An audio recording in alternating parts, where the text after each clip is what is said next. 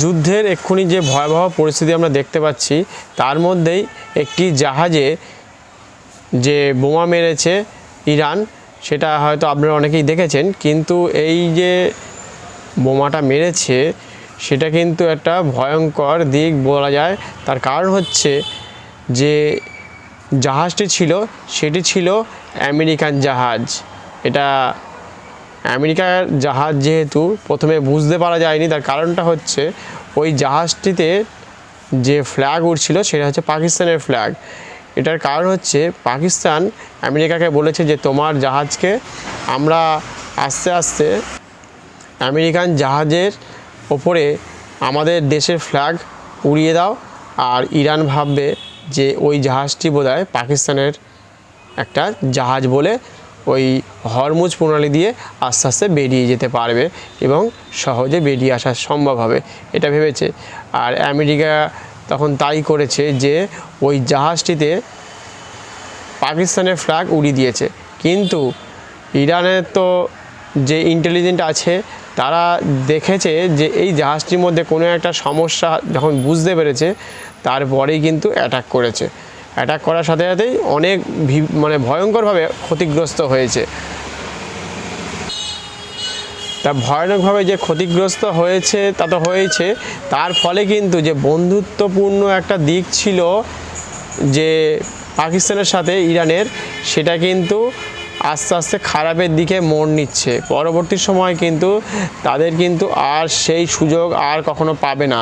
তার কারণ যেভাবে আমরা দেখতে পাচ্ছি যে আমেরিকাকে সাহায্য করেছে, এমনিতেই আমেরিকা এবং ইসরায়েলের কোনো জাহাজকেই তারা হরমুজ প্রণালী দিয়ে যেতে দিচ্ছে না। কয়েকটা দেশকেই মাত্র যেতে দিচ্ছে, সেটা ভারত আছে, প্রথমে পাকিস্তান ছিল, রাশিয়া ছিল, চীন ছিল। সেইগুলো আস্তে আস্তে এই ক্ষেত্রে নিজের নাম নিজেই খারাপ করলো এবং তার সাথে সাথে সবাই জেনে গেল যে পাকিস্তান যে কতটা মিথ্যাচার করে বা নিজের বুদ্ধিকে খারাপ কাজে লাগিয়ে সারা ওয়ার্ল্ডের কাছে একটা নিজেদের নাম তো এমনি খারাপ আছে, তারপরে আরও নাম খারাপ করলো এবং আমেরিকার জাহাজটা সম্পূর্ণভাবে ধ্বংস হয়েছে। বেশ কিছু মানুষ অবশ্যই যে নাবিক বা তাদের যে সদস্য ছিল নিশ্চয়ই মারা গেছে, পরবর্তী সময় আরও জানা যাবে। তার সাথে সাথে ইরান কিন্তু আগামী দিনে যে পাকিস্তানকে হয়তো আর কোনো দিন সুযোগ দেবে বলে মনে হয় না। এটা একটা খুবই খারাপ দিক ছিল যে জাহাজ আস্তে আস্তে ধ্বংস হচ্ছে, বেশ কয়েকটা জাহাজ ধ্বংস হয়েছে। এবার যেহেতু আমেরিকা আস্তে আস্তে যেহেতু কোণঠাসা হয়ে যাচ্ছে, বেশ কয়েকদিন ধরে দেখা যাচ্ছে, তার ফলে যে তাদের কিন্তু সেনাবাহিনী, আমেরিকান সেনাবাহিনী কিন্তু আস্তে আস্তে ইরানের মাটিতে নামা শুরু করে দিচ্ছে।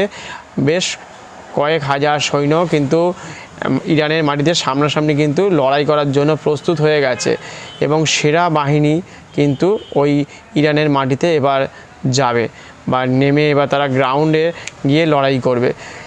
এবার এক্ষেত্রে দেখা গেছে যে ইরানের তরফ থেকে যে সৈন্যবাহিনী আছে, ইরানের তরফ থেকে কিন্তু কয়েক লক্ষ কিন্তু সৈন্যবাহিনী কিন্তু তারা কিন্তু ওই আমেরিকান সোলজারদের সামনে লড়াই করার জন্য এগিয়ে আসছে আস্তে আস্তে।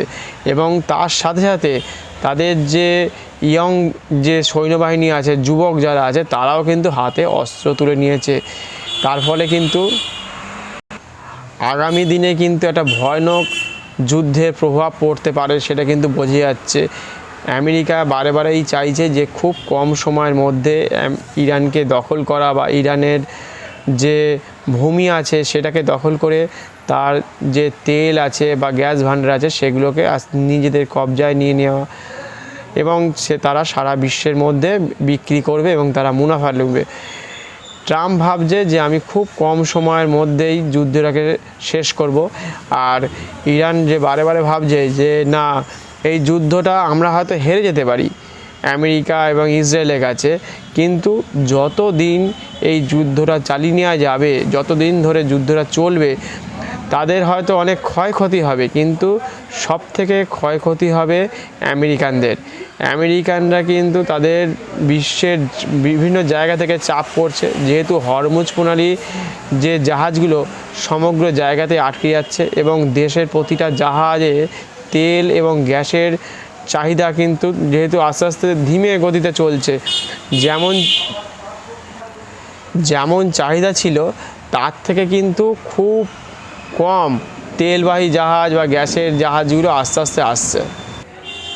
বিশ্বের কাছে তো আমেরিকার নাম আস্তে আস্তে খারাপ হচ্ছেই, এবং তাদের নিজেদের মধ্যে আমেরিকান যে সংস্থা তাদের নিজেদের মধ্যেই কিন্তু একটা চাপ তৈরি হচ্ছে আস্তে আস্তে, যে যত দীর্ঘমেয়াদী হচ্ছে ততই কিন্তু চাপ কিন্তু তৈরি হচ্ছে।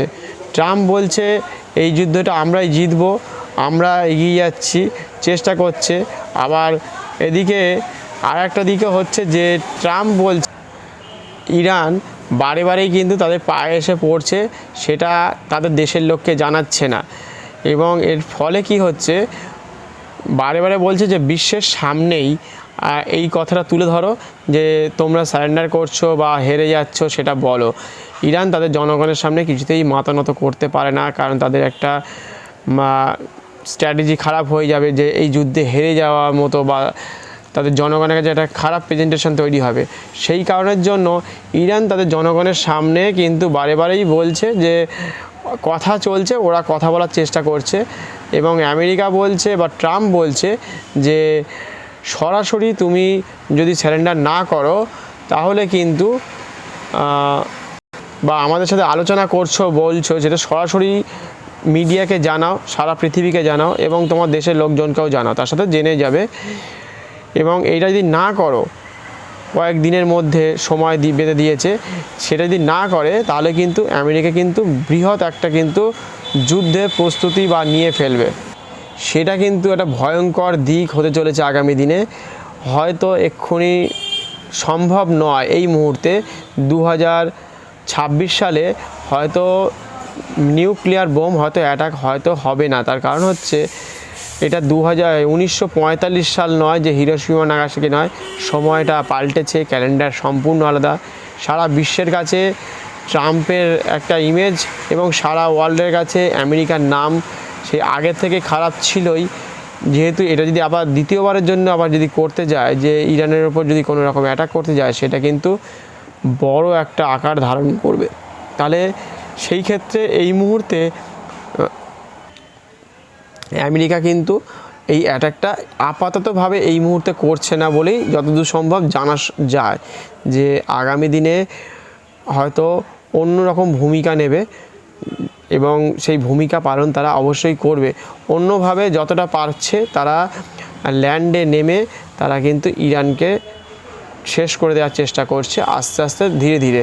যেমন এর আগে অনেকগুলো দেশের ওপর তারা অ্যাটাক করেছে, দীর্ঘদিন ধরে তারা কিন্তু লড়াই চালিয়ে গেছে, বেশ দশক ধরে, প্রায় 20-22 বছর ধরে যুদ্ধ করে গেছে, রাজত্ব করে যাওয়ার মতো চালিয়ে গেছে এবং পরবর্তী সময় আবার চলেও এসেছিল।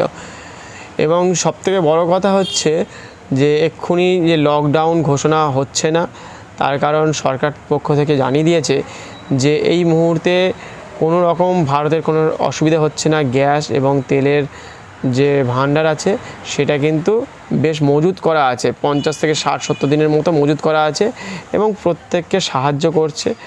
আর আস্তে আস্তে যেটা হবে যে প্রত্যেক অটো, বাইক বা গাড়িকে রেশন করে করে হয়তো তাদেরকে জিনিসপত্র দেওয়া হবে, মানে তেল, গ্যাস এগুলো দেওয়া হবে। আর প্রত্যেক বাড়িতে হয়তো আগামী দিনে হয়তো কিছুদিনের জন্য বা কিছুক্ষণের জন্য কিন্তু ইলেকট্রিক সাপ্লাই বন্ধ হতে পারে, হয়তো সেটা পরবর্তী সময় জানা যাবে যে সত্যি কি ইলেকট্রিক অফ হচ্ছে কি না।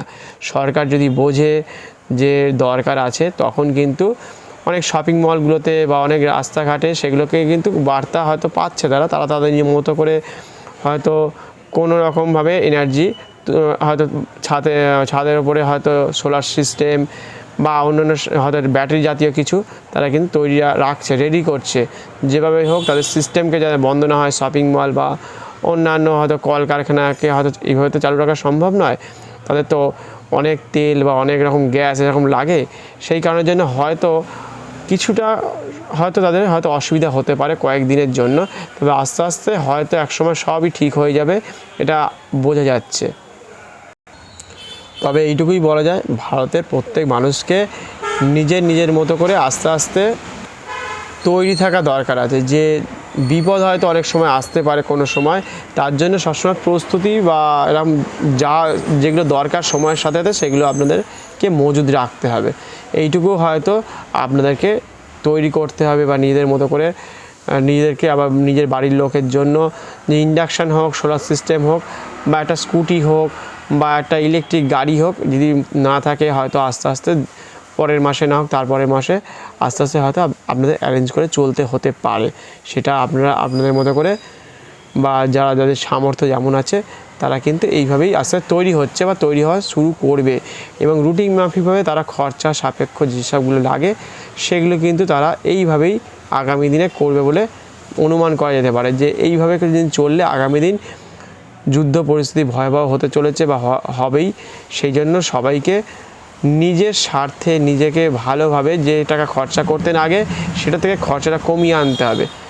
আজকের মতো এখানেই শেষ করলাম, পরবর্তী সময় আবার নতুন আপডেট নিয়ে আসি। প্রত্যেকে ভালো থাকবেন, সুস্থ থাকবেন, ধন্যবাদ, নমস্কার। আর চ্যানেলটিকে সাবস্ক্রাইব করে পাশে থাকবেন।